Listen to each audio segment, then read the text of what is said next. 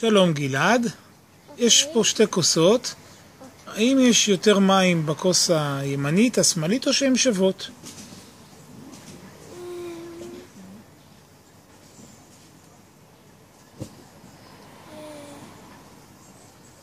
שוות.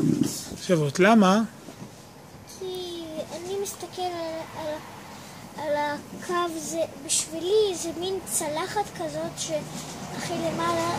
במקרה הזה אני מסתכל על הקו הכחול כהה שבסוף, ולפי זה אני בודק מה יותר. ואתה רואה שזה שווה. נכון מאוד. עכשיו גלעד, אני הולך להעביר את המים מהכוס הזאת ולשפוך אותם לאגרטל. עכשיו תגיד לי בבקשה, האם יש יותר מים באגרטל, בכוס, או שהם שווים? הם שווים. למה? זה נראה ככה שזה פשוט רחב יותר, אבל זה אותו דבר. פשוט שפכנו את המים שהיו פה לפה, וזה נשאר אותו דבר, יופי. זה המים שהיו פה, רק פה. תודה רבה. תודה.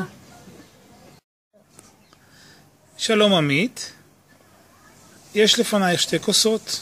האם יש כוס אחת שבה יש נוזל מים יותר מהשנייה, או שהן שוות? שוות. שוות. למה הן שוות? כי הן באותו גובה, באותו גובה.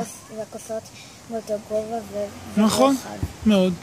עכשיו אנחנו נעביר את המים שבכוס הזאת, נעביר אותם לכאן. איפה יש עכשיו יותר? האם באגרטל, בכוס, או שהן שוות? הן שוות, כי רק מזגת את זה רק בגלל שהגודל או הרוחב השתנה, אז השתנה. זה לא אומר שיש פחות מים. זה יותר רחב, זה יותר ארוך וצר. נכון. אותו וגם גודל של מים. נכון, תודה. שפכת מאותה כוס למשהו אחר. תודה. אם נותנים מכה עם פטיש בזכוכית, הזכוכית נשברת. דני נתן מכה בזכוכית עם פטיש, אז הזכוכית נשברה, כי פטיש זה דבר חזק. נכון מאוד. אם נותנים מכה עם נוצה בזכוכית, הזכוכית נשברת. דני נתן מכה בזכוכית עם נוצה. מה קרה? לא קרה לכוס כלום, כי נוצה זה דבר מאוד קל וחלש. נכון מאוד. אם נותנים מכה עם פטיש בזכוכית, הזכוכית נשברת. דני נתן מכה בזכוכית עם פטיש. מה קרה? הזכוכית נשברה. למה? כי נתנו פה כלל שאמרו שאם נותנים מכה בזכוכית, היא נשברת. נכון מאוד. אם נותנים מכה עם פטיש, הזכוכית נשברת. אם נותנים מכה עם נוצות בזכוכית, הזכוכית נשברת.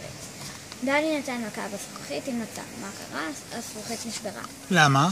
כי נתנו פה לנו עכשיו כלל אחר, ואומרים לנו שהזכוכית נשברה אם נותנים מכה עם נוצה, אז זה נשבר. תודה.